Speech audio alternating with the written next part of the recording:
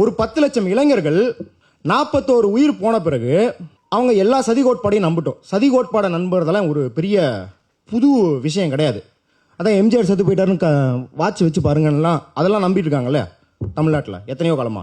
சதி கோட்பாடு நம்புவதெல்லாம் பிரச்சனை இல்லை, அவன் எல்லாத்தையும் நம்பிட்டோம். அவன் அரசாங்கம் திட்டமிட்டு செய்து விட்டதுன்னு கூட நம்பிட்டோம்.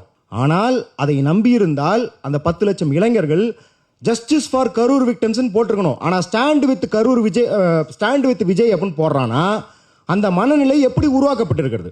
அது இயல்பான மனநிலை இல்லை.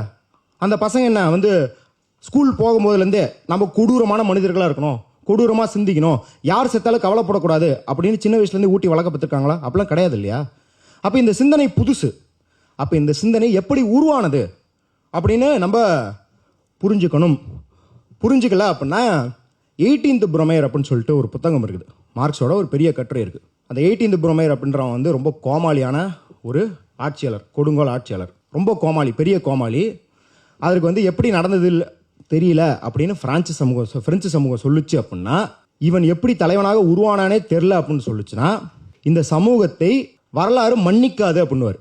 அதே போல இப்படி செருப்படி வாங்கிட்டு நிற்கும் போதும் நம்ம இதிலிருந்து பாடங்களை கற்றுக்கொள்ளாமல் நம்ம ஏற்கனவே இருக்கிற நாங்களே எம்ஜிஆரே பார்த்துட்டோம் அப்படிங்கிற ஒரு மனநிலையிலேருந்து இயங்கிட்டு இருந்தோம் அப்படின்னா நம்மளை வரலாறு மன்னிக்காது.